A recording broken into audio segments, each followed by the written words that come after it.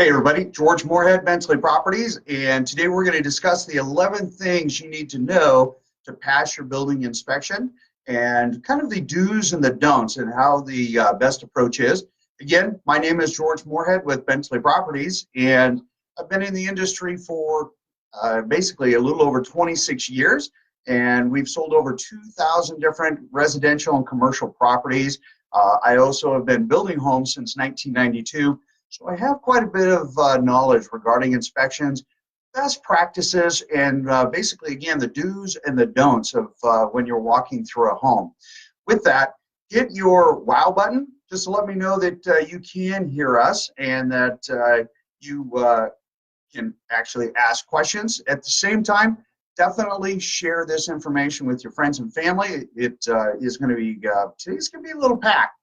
With that, if there's something that you like, definitely give us the big heart. And even after the video, feel free to ask questions. Last week we had some really great questions, and hopefully you all had you had a complete answer. If not, definitely ping me back on that. So with that, let's talk a little bit about the inspection. One of the first things that you need to keep in mind when you're looking at purchasing a home or potentially even selling a home and selecting an inspector, all right, you need to make sure that your inspector actually has a good background, all right? You want somebody who has built homes, right? They need to understand that methodology and what goes into it. You need to make sure that they're also up to date, so they understand what recalls are most current versus recalls in the past. How good of a communicator are they? All right. So your typical inspection should last about 3 to 4 hours, depending on the size of the home. And literally, they should go through the entire house, inside and outside. Even if it's a condo or a townhome, they should be looking at the exterior. Even though on a condo or a townhome, you only own from the sheetrock in, right?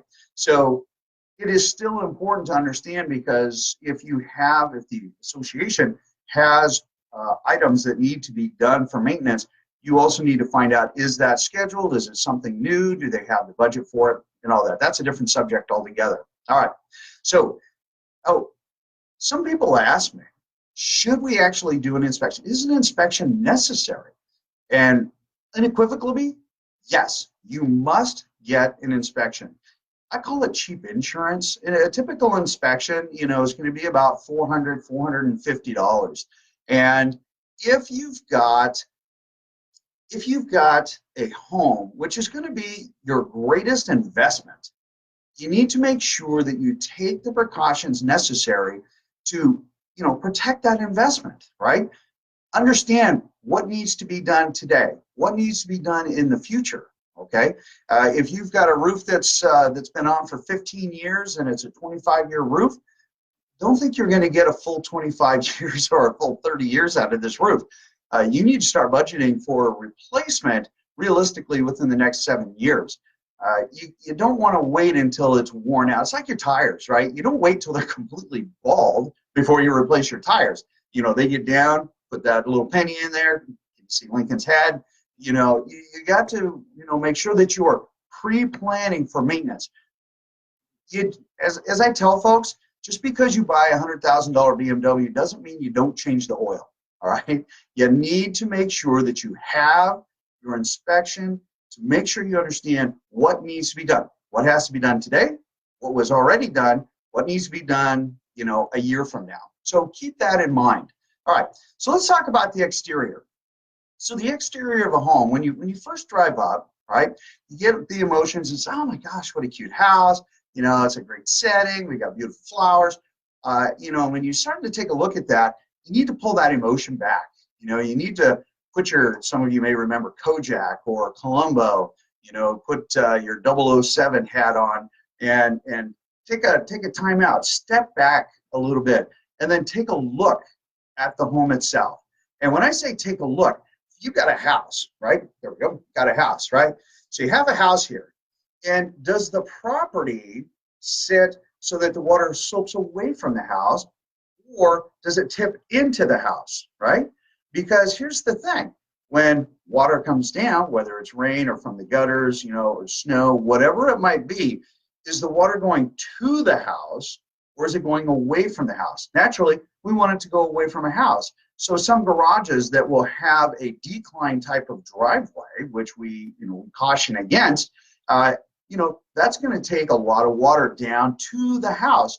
And depending on the age and depending on how well the systems have been maintained for the foundation drains and gutter drains, and where does that water go, right?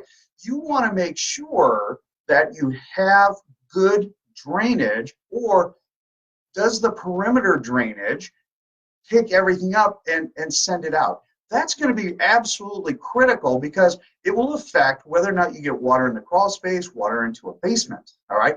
And when we talk about basements, you need to be mindful of, is it a daylight basement, right? So again, I got my house, right? And I have my land, but if I'm sitting on a slope, right, I can daylight out here so that as I come down the steps, I can walk out. That would be like a daylight basement because it looks like a rambler on the front, but I have it downstairs, all right? Versus many of your split level style homes are a mid-entry, right? And that is where you actually have a house, right? And then you have a set of stairs that go up and a set of stairs that go down. And many of these homes actually sit partway into the ground. So what I'm getting at is you'll have this foundation wall that's going to go around, right? And that means we have dirt packed up next to it. Well, if we don't have drainage or we do not have properly sloping ground, right, we're going to get potential water intrusion into the sides, because there's two kinds of concrete, right? And people laugh when I say this. There's two kinds of concrete: the concrete that is cracked and the concrete that will crack. Guaranteed, hairline cracks in the foundation and whatnot are absolutely normal. Okay, we'll hit on that one a little bit later. But as we talk about that water intrusion coming in, okay, now that can come from the sides, right? Or that can come from the bottom, meaning what we call the water table. So, during the winter and the spring, where you see the ponds and the lakes and the rivers that are higher, right?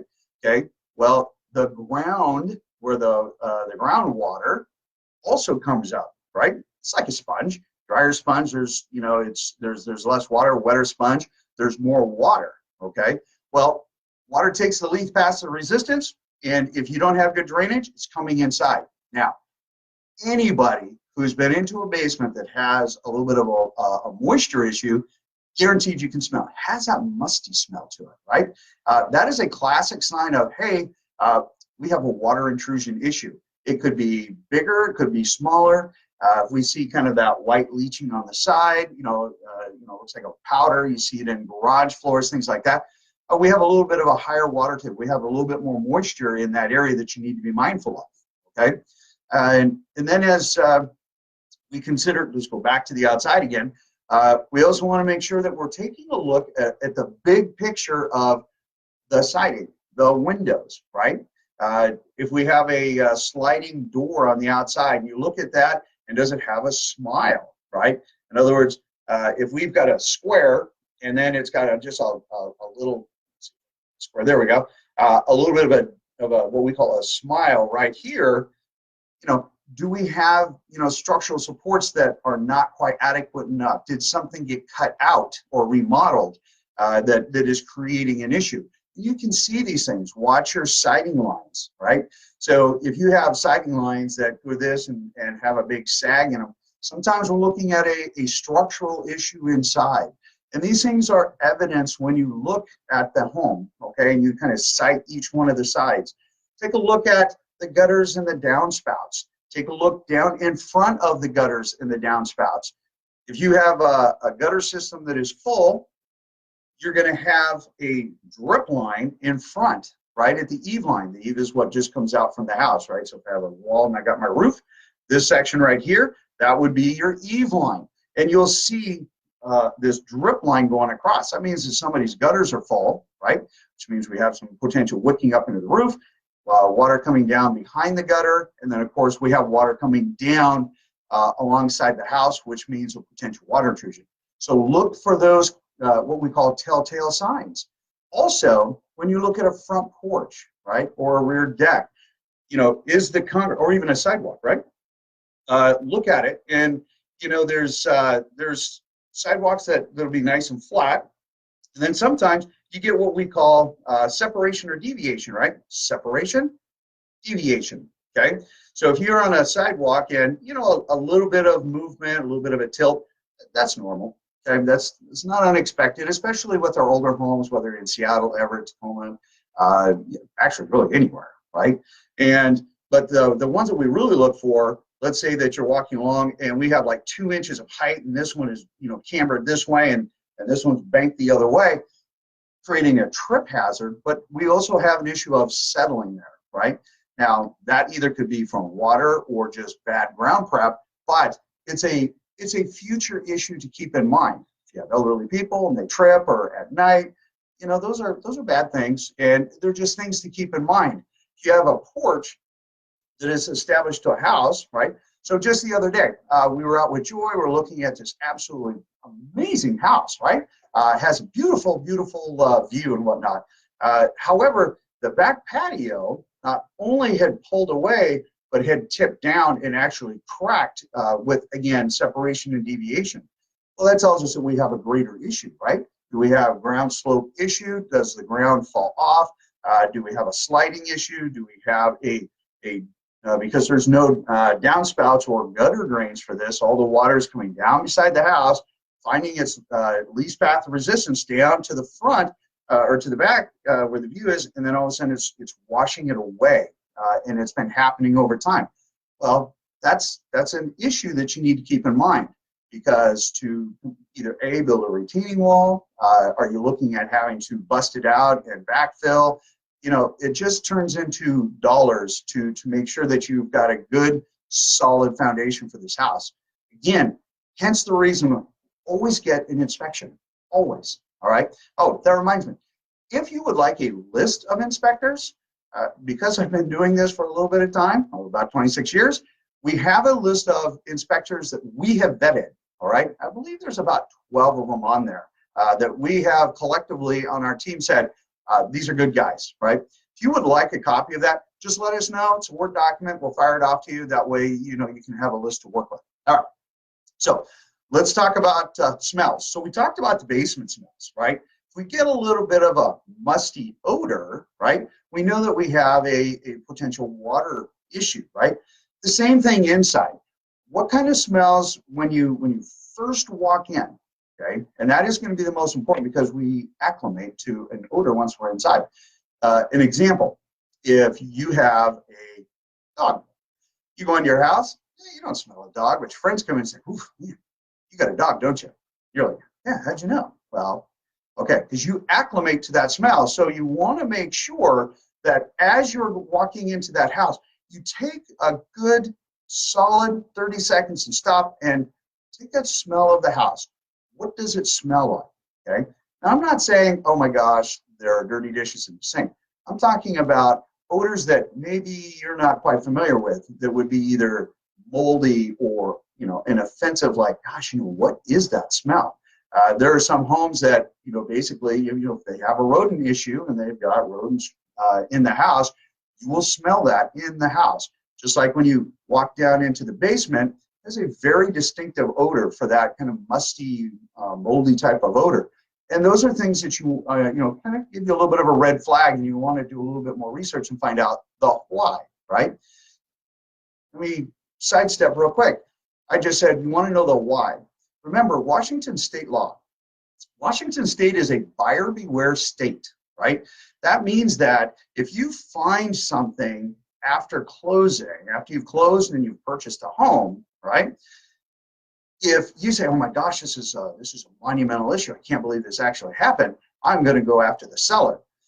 The challenge is, the state's perception is, if you had the opportunity to investigate, did you actually do what you needed to do to get the most amount of information before you removed your inspection contingency and purchased the home?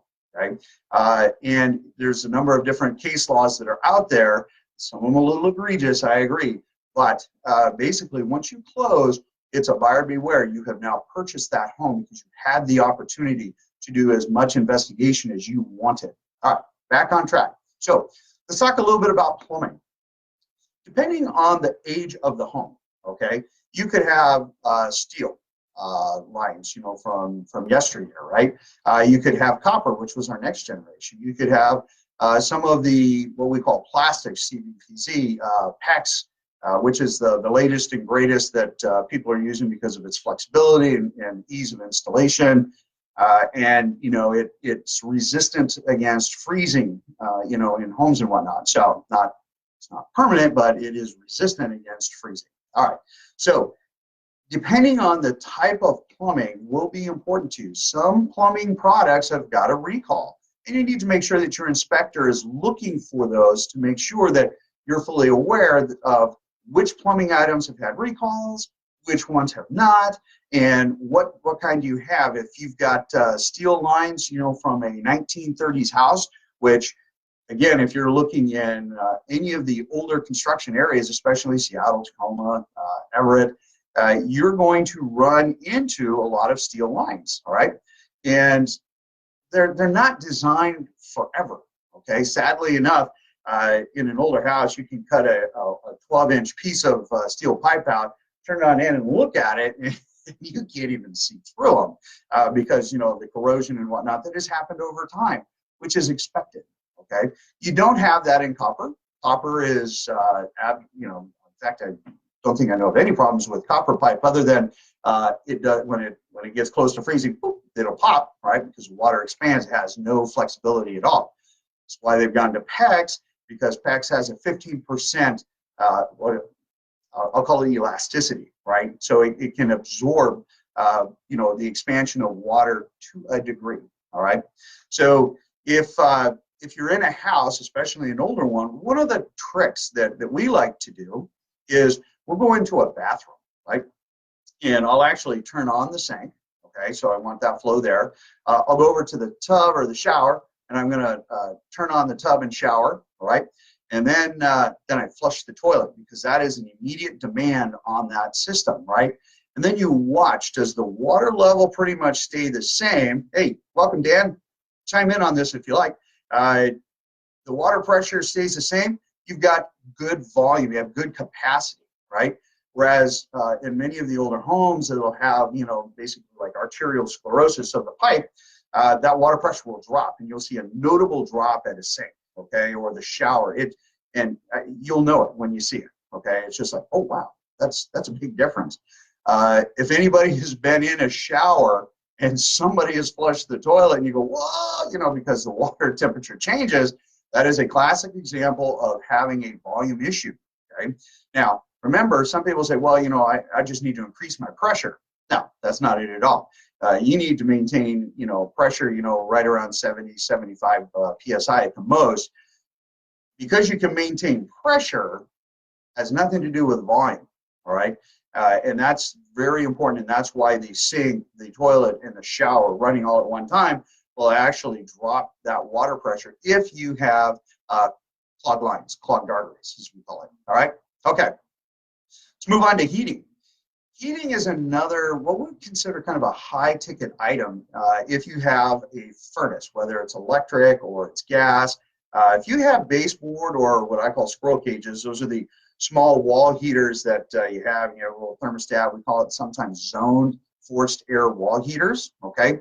You'll have them in different bedrooms and different rooms, and, you know, you can zone out a room, all right?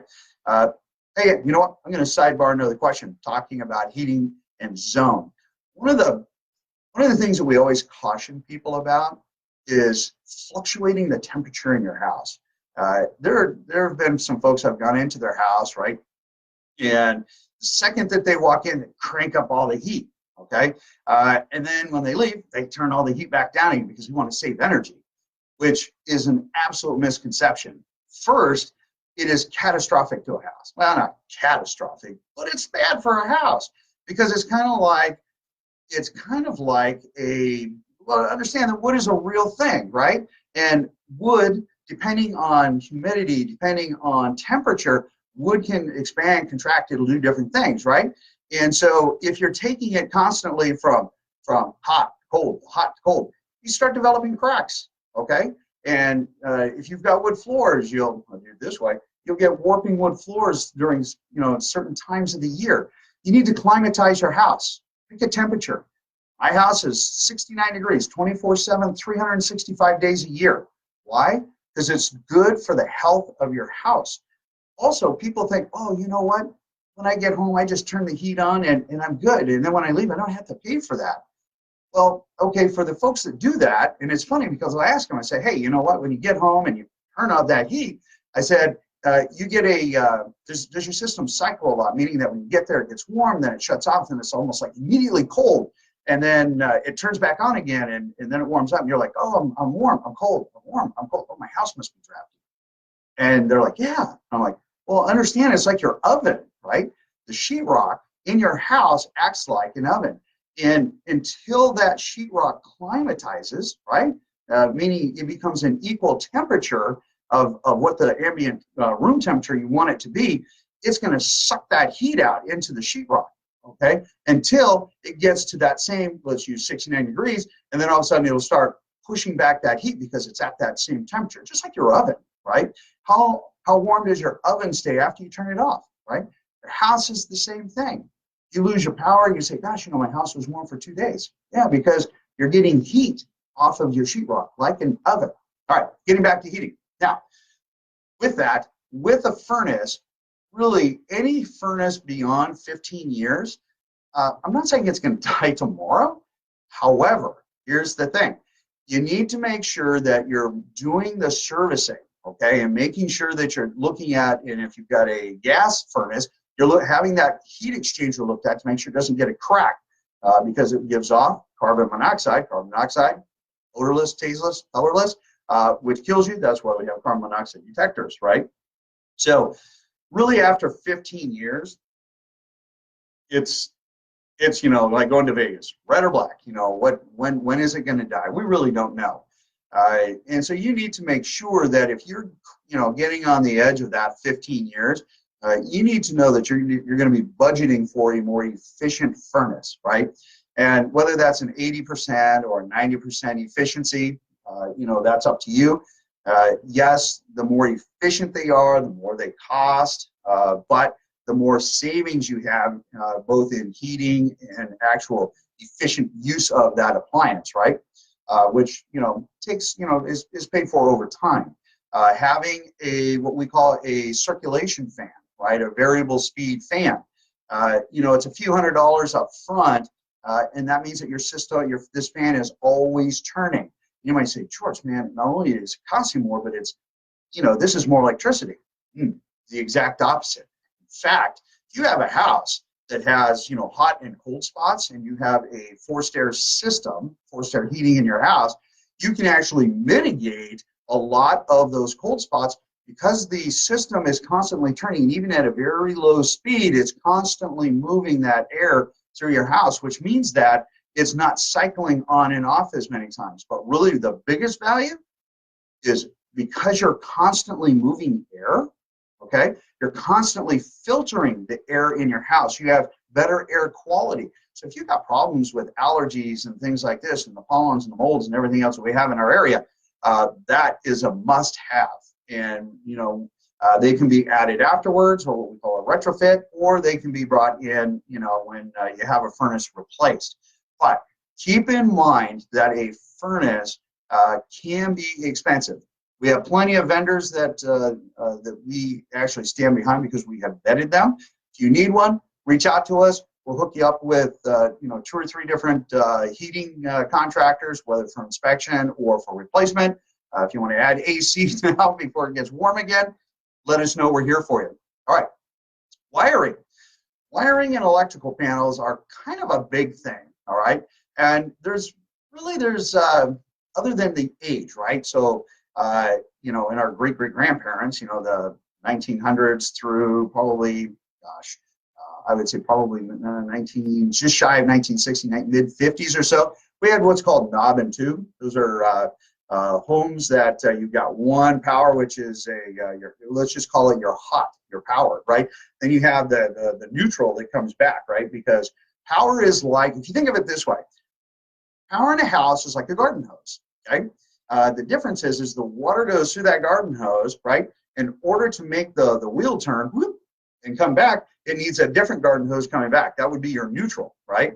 And so it's always coming in and going through. Some people say, gosh, how do you use electricity? But you don't, right? It just goes through and then comes back again. To keep it in the simplest form, right? For those electrical engineers, pardon my simplicity there, but to keep it simple, goes down one way in my garden hose and comes back the other way. Hence, power neutral, right? Okay. Now, with that then evolved into what we call a kind of a green two-conductor type. It's a lot of it's in a green sheathing, and it's got, again, instead of having two wires going through wood with these ceramic inserts for knob and tube, right? Then they went in and actually came in its own little protective case, right? And then from there, we evolved into the three-conductor wire, right? Which means that we have our power wire, we have a neutral wire, and then we have this copper wire called a ground wire, right? But, when you go into some homes, you'll see that the outlets only have two prongs and they don't have that ground, right? So and some people say, gosh, I have this extension cord, I can't use it, so I have to cut off the ground, to be able to use the extension cord, right?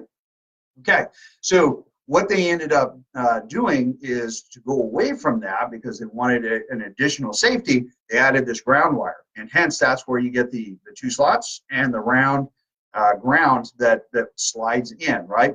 Okay, then from there we go to what we call our Romax type, which is what you see today. Again, depending on the size. So looking at the type of wiring will be important because on some inspection reports, I just shake my head sometimes. Because they'll have the two-prong, outlets in the house and in the kitchen, and the inspector says, "Oh, hey man, you need to put a ground fault circuit interrupt, or what's called a GFCI, in your wet areas, in your kitchen, in your bathroom, and in your garage."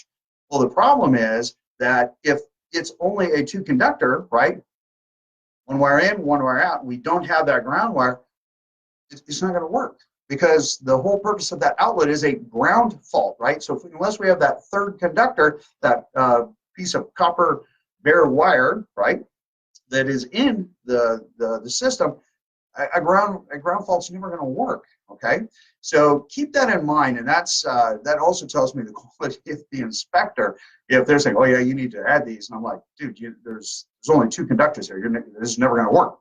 There's ways to cheat it or try and trick it, but you're not, right? It's a false positive, as they say.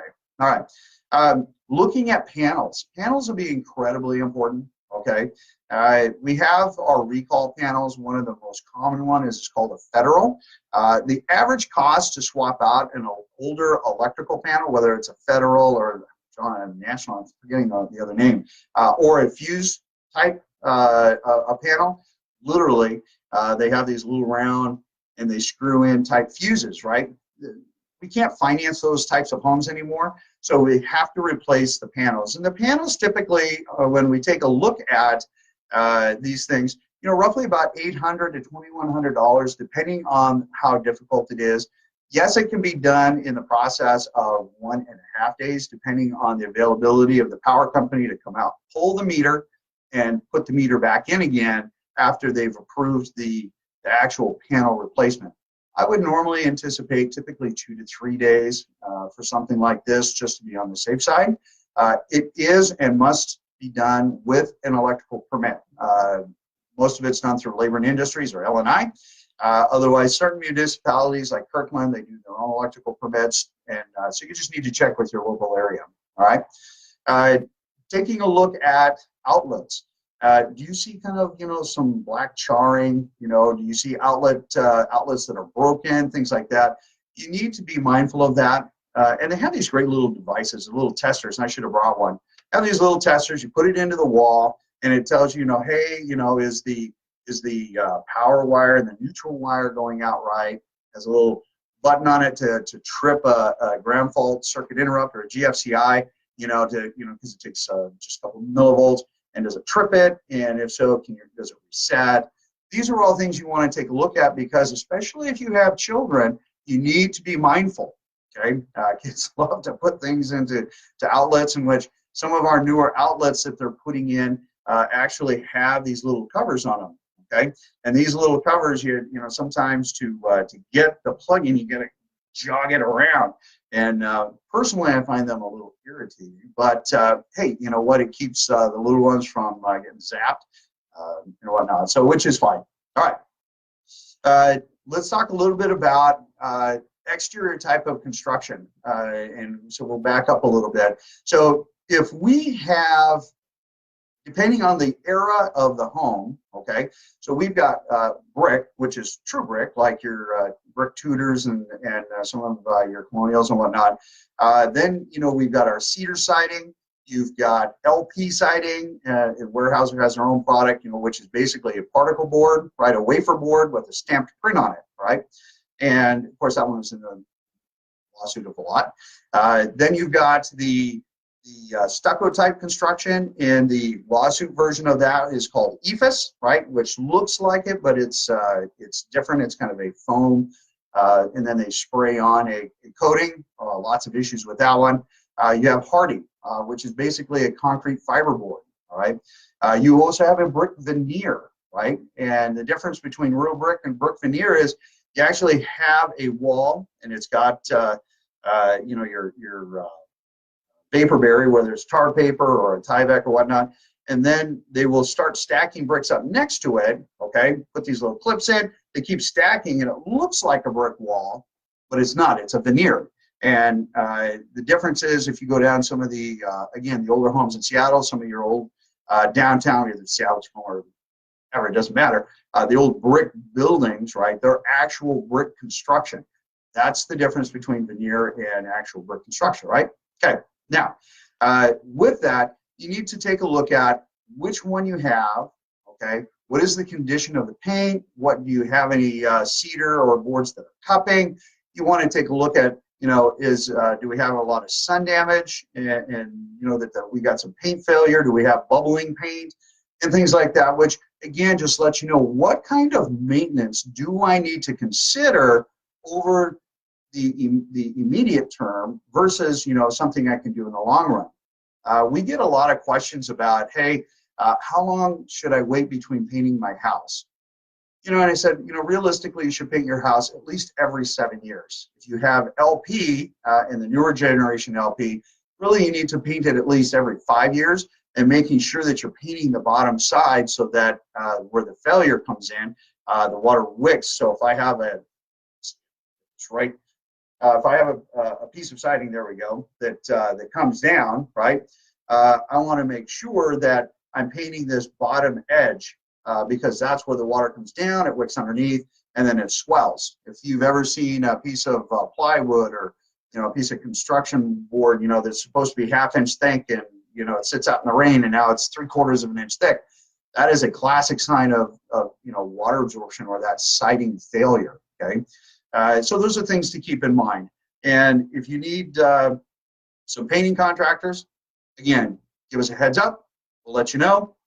And we'll be able to, you know, get you hooked up with 2 or 3 different vendors, give you some good pricing, and again, because they've been vetted, you know that you're going to get good customer service with that. All right, older construction versus newer construction. Oh my gosh, we get this one all the time. Okay, and people say, well, you know, I don't want a house that's built, you know, before 1970 because, you know, the house, you know, must be ready to fall down. And I always kind of chuckle over that because I did a quick design. So older construction used what we call dimensional material. Okay, so older, like between 1930s to the early 60s, when you bought a 2x4, it was a 2x4. Okay, now when you buy a 2x4, right, it's 1.5 by 3.5. It's not quite 2x4, right? And so it keeps getting smaller. Then as time progressed, let's say let's take a beam, let's take a 2x10, which is a common floor joist, right? So here we go. Let's see if I can get this. The sun is out today. It's an absolutely beautiful day. I'm going to have to hold this in front of my face. So this right here would be a typical 2x10, right? I'm trying to do this backwards. Whereas today we get what's called a TGI or an I-beam or a silent floor, right? And that is where they have typically a 2x3 up here. They have a 2x3 down here, and then this is a piece of plywood. There we go. A piece of plywood right here, right? And because this and this, and right here is actually what carries the load, or what we call under compression and tension. They're able to cut this piece out right here on each side, all right? So the benefit is on the newer construction, what we call engineered, right, is that it allows them to create straighter, straighter boards, right, because, you know, they have a crown, things like that, big windy curves, you know, big bow. And this way they can get consistently straighter, easier to work with material. They can get it in varying heights and sizes, simpler, and you know, you don't have the twisting and whatnot down the road as you know, your framing dries out over 1 year to 2 years, right? So yesteryear, you had true solid dimensional material. It's solid. It's awesome, right? It's not any worse. I mean, we've got homes in, again, to use Seattle, Everett, Tacoma, because our older core communities, right? You know, we looked at a house that was built in the 1870s. That's called rough cut. It is true 2x4, 2x4, 4x8, 4x8. It's still standing. It's rock solid. Yeah, okay, so some of your older homes may not be as level and as square as the homes are today. But hey, you know what? If you're around, you know, for a couple hundred years, you probably wouldn't be quite as straight either. But anyway, that's something to keep in mind. Newer construction is engineered, okay? It doesn't do as well with water damage, okay? We just talked about siding, that once it gets water on it, you know, how it hits that failure point. You get some of these lighter materials, glue lamps, things like that, and if they have constant, you know, introduction to water, right, from a bathroom leak, a plumbing leak, exterior leak, you know, whatever it is, they're going to rot faster, okay? And that's something just to keep in mind. And so, because there's less material to work with, right? And it's not that solid piece. So don't be discouraged by an older home, okay? Because the construction quality they're still great. My personal house, I build with real material. I like, you know, real 2x10s or 2x12s, you know, depending on, you know, how much of a load that we have, right? Okay, so just keep that in mind. It's not a big deal. All right, so we've gone over the basics of an exterior. We've talked about smells. We've covered plumbing and heating and wiring. We went over basically your basements, you know, concrete, intrusions and masonry versus veneer, construction versus new construction. We went over siding. All right, we covered the basics, right? Again, if you want a copy of this absolute wonderful threefold, 11 things you need to know to pass your inspection, let me know. We'll send that out to you, whether by mail or by email. You can go to our site also, which is in inspectionpitfalls.info. And again, share this with your friends and family. It's great information. If you have questions afterwards, definitely give, you know, go ahead and post them here. We will respond to you guys in kind.